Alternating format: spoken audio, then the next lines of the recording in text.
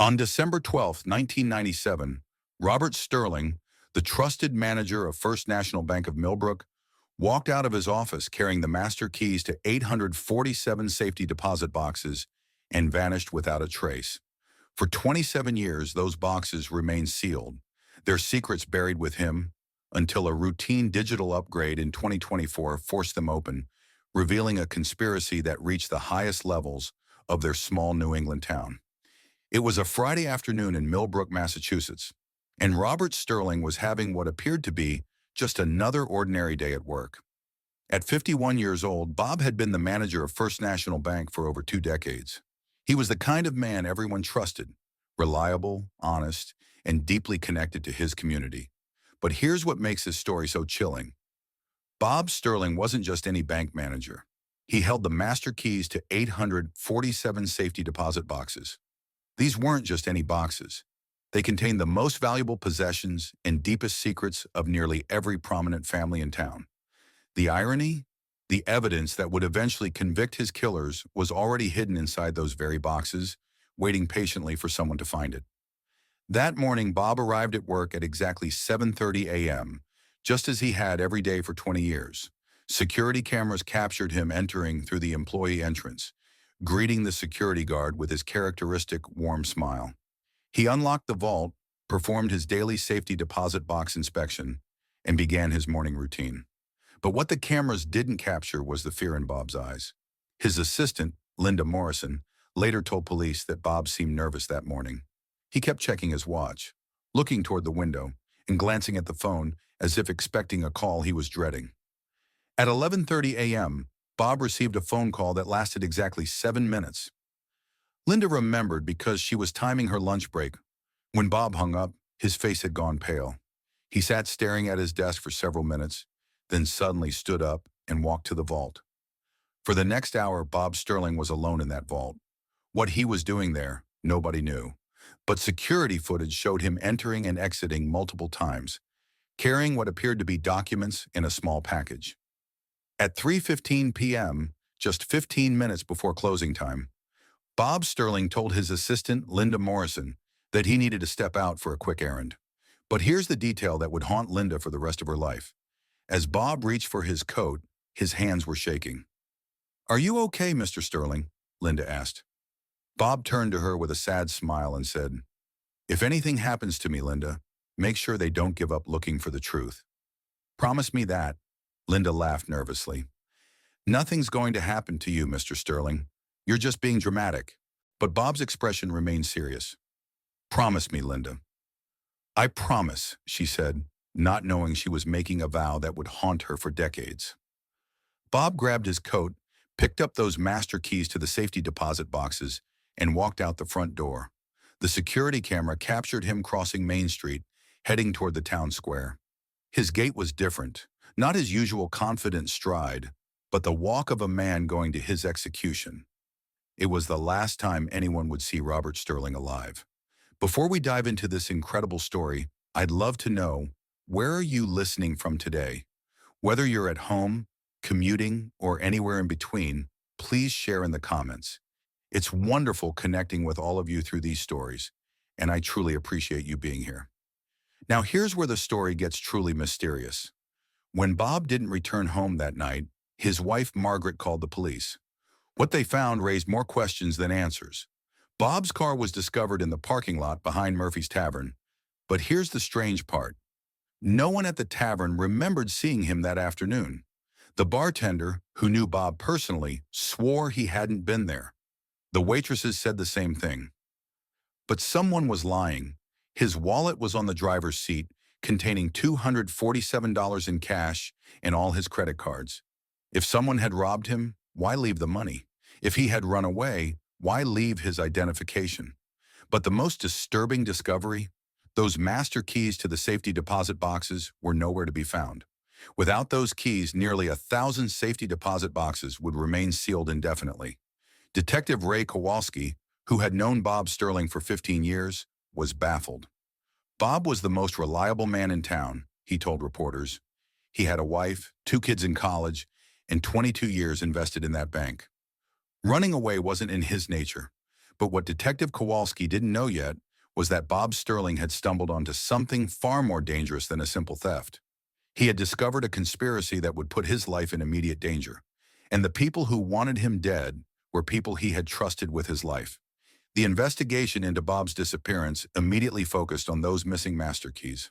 Without them, the bank couldn't access any of the 847 safety deposit boxes in their vault. Think about that for a moment. Nearly 1,000 boxes containing the most valuable possessions of the town's residents were suddenly inaccessible. But here's where the story takes a sinister turn. Within hours of Bob's disappearance, someone was already working to cover up the truth. Customers were frustrated, but the bank's insurance covered the inconvenience. Temporary keys were ordered, but the manufacturing process would take months. Little did anyone know that those boxes would remain sealed for the next 27 years. Detective Kowalski was determined to find answers. As he dug deeper into Bob's final weeks, he discovered something that made his blood run cold.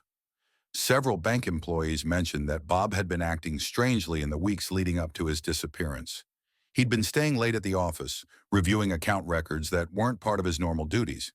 He'd been asking unusual questions about specific customers and their banking patterns. One employee remembered Bob spending hours in the vault, not accessing the boxes, but simply observing and taking notes. He was writing everything down, bank teller Sarah Murphy told police. Customer names, box numbers, dates of visits. I asked him once what he was doing, and he just said he was conducting a routine audit. But I'd never seen him look so worried. The breakthrough came when investigators searched Bob's desk. Hidden in the bottom drawer was a manila folder containing photocopies of suspicious transactions dating back 3 years. Large cash deposits that didn't match customers' known income levels. Unusual wire transfers to offshore accounts. Safety deposit box rental patterns that made no sense. But the most chilling discovery was a handwritten note in Bob's personal notebook. They know I'm watching them. I have to be careful. If something happens to me, the evidence is safe. Margaret Sterling, Bob's wife, provided crucial insight during her police interview. The conversation she had with Detective Kowalski would haunt her for the rest of her life. Bob had been worried about something at work, she told him, tears streaming down her face. He wouldn't tell me what, but he kept saying he might have to make a difficult decision soon. He was scared, but he was also determined to do the right thing. She remembered their last conversation in vivid detail. Bob had kissed her goodbye that morning and said, "If anything happens to me, make sure they keep investigating. Don't let them sweep this under the rug." I thought he was just being overly cautious, Margaret sobbed. He'd been reading too many detective novels. I never imagined. But there was something else Margaret told Detective Kowalski that sent chills down his spine. 3 days before Bob disappeared, he had come home with a small package wrapped in brown paper. "He put it in our safe at home," Margaret said. "When I asked him what it was, he said it was insurance. After he disappeared, I opened it. It was a key, not one of the bank keys, but something else. A safety deposit box key, but not from our bank. The key was from a bank in Hartford, Connecticut, 40 miles away. When police opened that box, they found copies of all the documents Bob had been collecting. But they also found something else. A note addressed to Margaret. "My darling wife," the note began. "If you're reading this, then I'm probably dead. I've discovered something terrible about people we trusted. I've tried to handle it quietly, but they've threatened our family. The evidence is hidden where they'll never think to look. Trust no one in town.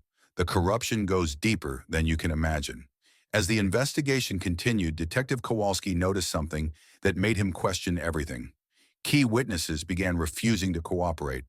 Several prominent town residents, including City Councilman Vincent Torino and construction company owner Michael Rossetti, hired lawyers and stopped answering questions. But the most disturbing development was the behavior of Deputy Sheriff Frank Calabresi, who was part of the investigation team. Every time Kowalski wanted to pursue a line of inquiry involving the town's elite, Calabresi would find reasons to focus elsewhere. "We need to look at these financial records," Kowalski would say. "Those are private banking matters," Calabresi would reply. "We need a warrant, and that could take weeks. We should interview Vincent Torino about his relationship with Bob. Torino's a city councilman. We need to be careful about false accusations. What about Michael Rossetti? His name appears in Bob's notes. Rossetti's a pillar of the community. We can't harass him without solid evidence. It was as if Calabrese was deliberately sabotaging the investigation. But Detective Kowalski couldn't prove it. Not yet. The case was going cold. But what the investigators didn't know was that the evidence they needed was sitting right there in the bank vault, locked away in those 847 safety deposit boxes. And the killer was closer than they ever imagined. For 27 years, the Robert Sterling case remained Millbrook's greatest mystery. The master keys were never found, and those 847 safety deposit boxes remained sealed like a tomb holding the town's deepest secrets. But the real horror of this story isn't just that a good man was murdered. It's how his killers continued living among the people they had betrayed, pretending to be pillars of the community while knowing exactly what they had done. Margaret Sterling never gave up hope. Every year on the anniversary of Bob's disappearance, she organized search parties. She kept the case in the media, appearing on local news programs and putting up posters around town. She pressured police to continue investigating, refusing to let her husband's case be forgotten. But what made Margaret's grief even more unbearable was watching her husband's killers thrive. Vincent Torino continued serving on the city council, making speeches about public safety and fiscal responsibility. Michael Rossetti became increasingly prominent in the community, his charitable donations earning him awards and accolades. The cruelest irony? They attended Bob's memorial service. Margaret would never forget watching Vincent Torino approach her at the funeral, taking her hands in his and saying with what appeared to be genuine emotion, "Margaret, Bob was a good man. If there's anything I can do to help find him, please let me know." Michael Rossetti had been even more manipulative. He established a $10,000 reward for information leading to Bob's whereabouts. He appeared on local television, making an emotional plea for anyone with information to come forward. "Bob Sterling was a friend to all of us," he had said, looking directly into the camera. "He was a man of integrity who would never abandon his family. Someone knows what happened to him, and that person needs to have the courage to speak up." The reward money, investigators would later discover, had been paid for with funds stolen from the town of Millbrook. Margaret's children, David and Sarah, watched their mother age not just from the passing years, but from the weight of unanswered questions. They saw her become consumed by the search, spending her days calling police departments, hiring private investigators, and following every lead that came her way. Mom would sit by the phone for hours, Sarah remembered years later. She was convinced that someone would call with information. She never gave up believing that Dad was still alive somewhere, that he would come home. But the most painful part was the doubt that crept into the community over time. As years passed without answers, some people began to whisper that maybe Bob Sterling had simply run away. Maybe he had been embezzling money from the bank. Maybe he had been having an affair. These rumors destroyed Margaret. She knew her husband better than anyone, and she knew he would never abandon his family. But fighting the whispers and speculation became almost as exhausting as searching for the truth. Detective Kowalski retired in 2015, but not before passing the case file to his successor, Detective Sarah Chen. Their conversation would prove to be crucial to eventually solving the case. "Bob Sterling was murdered," Kowalski told Chen. "I know it in my gut. Someone in this town killed him to keep him quiet, and those safety deposit boxes hold the proof." Kowalski shared his suspicions about Deputy Sheriff Frank Calabrese, who had died in 2019. "Calabrese was dirty," he said. "I never could prove it, but every time we got close to something important, he found a way to derail the investigation." Detective Chen faced the same obstacles Kowalski had encountered. The town's elite had closed ranks, and without access to those sealed boxes, there was no way to prove the conspiracy that Bob had discovered. But Chen was more persistent than her predecessor. She began conducting interviews with people who had been afraid to speak 27 years earlier. She reviewed every piece of evidence, looking for details that might have been overlooked. One breakthrough came when she interviewed former bank teller Sarah Murphy, who had retired years earlier. Sarah revealed something she had never told police before. The day before Mr. Sterling disappeared, Sarah said, "I saw him making copies of documents. He was using the copy machine in the back office, and he looked around nervously before he started. When I asked him what he was doing, he said he was making insurance copies of important records. Did you see what he was copying? Chen asked. Banking records, customer account information. But what struck me as odd was that he was also copying pictures. Pictures? Photographs. I only saw them for a second, but they looked like surveillance photos. Pictures of people meeting in cars, exchanging envelopes. It was strange. Meanwhile, the town of Millbrook was changing. Many of the original residents died or moved away. The younger generation had no memory of Robert Sterling or the mystery surrounding his disappearance. Vincent Torino's construction business had expanded statewide, winning lucrative government contracts. His company had built schools, hospitals, and municipal buildings across New England.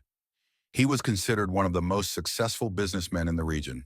Michael Rossetti had become an even more prominent philanthropist, donating millions to local charities and having buildings named in his honor. The Rossetti Community Center hosted children's programs and senior citizen activities. The Rossetti Scholarship Fund had sent dozens of local students to college. To outside observers, these men appeared to be pillars of the community. Their success seemed to validate their reputations as honest, hardworking citizens. But Margaret Sterling knew better. She had seen the fear in her husband's eyes during those final weeks. She had read his cryptic notes and warnings. She knew these men were connected to Bob's disappearance, but she couldn't prove it. The First National Bank was acquired by a regional chain, but the safety deposit boxes remained untouched. The new bank management considered them a historical curiosity, a reminder of a tragic mystery that had haunted the town for decades. Little did they know that those boxes contained enough evidence to destroy some of the most powerful people in New England. In early 2024, everything changed. The bank announced a complete digital modernization. All safety deposit boxes would need to be opened, their contents cataloged, and the boxes replaced with new electronic access systems. After 27 years, the secrets of Robert Sterling's disappearance would finally be revealed. But the truth would be more shocking than anyone had imagined. Bank President Janet Morrison had grown up hearing stories about Bob Sterling. Her mother, Linda Morrison, had been Bob's assistant and was the last person to see him alive. Janet had always wondered what really happened to the kind man who used to give her candy when she visited the bank as a child. Now, as she oversaw the opening of those long sealed safety deposit boxes, Janet had no idea she was about to uncover the truth about Bob Sterling's fate. But there was something else Janet didn't know, something that would make the discoveries even more terrifying. 3 weeks before the boxes were scheduled to be opened, someone had tried to break into the bank. The attempted burglary had been subtle, professional. The security system had been disabled for exactly 17 minutes in the middle of the night. No alarms had sounded. The only reason bank security discovered the break-in was because of a glitch in the digital timestamp system. Whoever had attempted the break-in knew exactly what they were looking for. Tool marks on the vault door suggested they had been trying to access the safety deposit boxes, but they had failed and the boxes remained sealed. "Someone's getting desperate," Detective Chen told Janet when she reported the break-in attempt. "After 27 years, they're still trying to hide their secrets." The process of opening the boxes began systematically. Bank employees, accompanied by court-appointed officials, opened each box methodically. The first few boxes contained typical items: jewelry, important documents, family photos, wills, and birth certificates. But as they worked deeper into the vault, the discoveries became increasingly disturbing. Box 145 contained $30,000 in cash that had been wrapped in plastic and vacuum sealed. The money was old, with serial numbers dating back to the 1990s. Along with the cash was a handwritten note. Payment for services rendered. VT Box 234 contained over $50,000 in cash, along with documents showing payments to fictional employees of the Torino Construction Company. The documents were signed by Vincent Torino himself. Box 298 held a collection of photographs that made Janet's blood run cold. They showed meetings between Vincent Torino, Michael Rossetti, and several other prominent town figures. The photos were taken from a distance, clearly surveillance shots. In one photo, she could see Deputy Sheriff Frank Calabresi shaking hands with Torino outside the police station. Box 356 contained detailed financial records showing wire transfers to offshore accounts in the Cayman Islands. The amounts were staggering. Millions of dollars moved in small increments over several years. Box 387 held what appeared to be blackmail material. Photographs of city officials accepting envelopes of cash. Audio cassette tapes labeled with dates and names. A small notebook containing what looked like records of illicit activities. But the most chilling discovery came from Box 456. Inside was a collection of newspaper clippings about Robert Sterling's disappearance. Someone had been following the case obsessively, cutting out every article, every mention of the missing bank manager. The clippings were annotated with handwritten notes. Police getting too close. Need to redirect investigation. Kowalski asking too many questions. Janet realized with growing horror that Bob Sterling's killer had been monitoring the investigation, staying one step ahead of the police. But it was Box 847, the very last box in the sequence, that contained the evidence that would change everything. Janet's hands trembled as she lifted the box's contents. Stacks of cash, detailed financial records, and a thick manila envelope marked insurance policy in Bob Sterling's distinctive handwriting. Inside the envelope was a handwritten note that began with words that made Janet's blood run cold. If you're reading this, then Vincent Torino and Michael Rossetti have succeeded in killing me. The note was dated December 12, 1997, the very day Bob Sterling disappeared. Janet immediately called the police, but she couldn't resist reading further.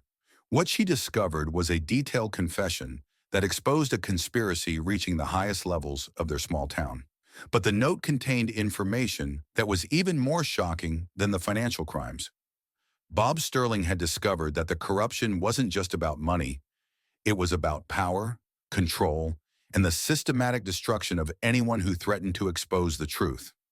They've been planning this for years, Bob's note continued. The money laundering is just the beginning. They've been using their positions to control every aspect of this town's government. They decide who gets elected, who gets municipal contracts, who gets permits for new businesses. The note revealed that the conspiracy included not just Torino and Rossetti, but also several other prominent figures. The town's building inspector, 2 city council members, and even the local newspaper editor who had been suppressing negative coverage of their activities. But the most damning revelation was the role of Deputy Sheriff Frank Calabrese. Bob had documented how Calabrese had been providing inside information about police investigations, tampering with evidence, and intimidating witnesses. Calabrese came to see me last week, Bob's note revealed. He told me that I was asking too many questions about the wrong people. He said that accidents happen to people who don't know when to mind their own business. He made it clear that my family would be in danger if I didn't stop my investigation. The note continued with Bob's growing realization that he was trapped. I can't go to the police because the police are corrupt. I can't go to the city council because they're part of the conspiracy. I can't go to the media because they're being controlled. But Bob Sterling had found a way to fight back. He had been secretly documenting everything, creating an insurance policy that would expose the conspiracy even if he was killed. I've hidden copies of all the evidence in multiple locations, his note explained. Safety deposit boxes, bank vaults, even buried in waterproof containers. If they kill me, the truth will eventually come out. As Janet read on, she realized that Bob Sterling had been far more than just a bank manager who stumbled onto a conspiracy. He had been a methodical investigator, building a case that would have sent dozens of people to prison. The evidence was overwhelming. Bank records, recorded conversations, surveillance photographs, and detailed financial analysis that proved beyond any doubt that a massive criminal enterprise had been operating in Millbrook for years. But the final part of Bob's note contained a revelation that made Janet's blood run cold. They're planning to kill me tomorrow. I know because Calabrese let it slip during our conversation. He said that after tomorrow, I wouldn't be a problem anymore. I'm going to meet with them one last time, try to convince them to stop before more people get hurt. But I know they won't listen. They've gone too far to turn back now. Bob Sterling had known he was going to die, but he had walked into that final meeting anyway, hoping against hope that he could save his community from the people who were destroying it. The last line of the note was a message to his family. Margaret, David, Sarah, I love you more than words can express. I'm sorry I couldn't protect you from this. but I couldn't stand by and watch these people destroy our town. Someday when the truth comes out, I hope you'll understand why I had to do this." Janet sat in stunned silence, holding the evidence that would finally bring justice to Robert Sterling and his family. After 27 years, the truth was finally going to come out. But what she didn't know was that powerful people were already taking steps to make sure the truth would never see the light of day. Employees of the Torino Construction Company. Box 387 held detailed records of wire transfers to offshore accounts in the Cayman Islands. Box 456 contained photographs of meetings between Vincent Torino, Michael Rossetti, and several other prominent town figures. Frank Calabrese had died in 2019, taking his secrets to the grave. But his corruption was finally exposed, casting doubt on dozens of cases he had handled during his career. The trials that followed revealed the full scope of the conspiracy. Over $12 million had been stolen from the town of Millbrook over 5 years. The money had funded luxury homes, expensive cars, and lavish lifestyles for the conspirators, while town infrastructure crumbled from underfunding. Schools had been forced to cut programs, roads had gone unrepaired, and public services had been reduced, all so that 3 men could live like kings. Margaret Sterling, now 74 years old, attended every day of the trial. She sat in the front row, clutching a photograph of her husband, finally hearing the truth about what had happened to him. "I always knew Bob was murdered," she told reporters outside the courthouse. "He was the most honest man I ever knew. He died trying to protect this town from people who were supposed to serve it." The prosecution presented a compelling case. Bank records, recorded conversations, and Bob's own detailed notes painted a picture of systematic corruption and cold-blooded murder. The defense tried to argue that Bob Sterling had simply run away, that his death was an assumption rather than a fact. But the evidence was overwhelming. The jury deliberated for only 6 hours before returning guilty verdicts on all charges. Vincent Torino was sentenced to life in prison without parole. Michael Rossetti received 25 years, though his advanced age and declining health made it unlikely he would survive his sentence. The town of Millbrook slowly began to heal from the revelation that some of its most respected citizens had been criminals. The recovered assets were used to establish the Robert Sterling Memorial Fund, which funded community programs and infrastructure improvements. The bank where Bob had worked was renamed the Sterling Community Bank in his honor. A plaque in the lobby read, "In memory of Robert Sterling, who gave his life to protect his community." Margaret Sterling finally had the closure she had sought for 27 years. At a memorial service held on the anniversary of Bob's disappearance, she read from the note he had left behind. "I hope my family knows that I love them more than life itself. I couldn't stand by and watch these men steal from our neighbors and friends.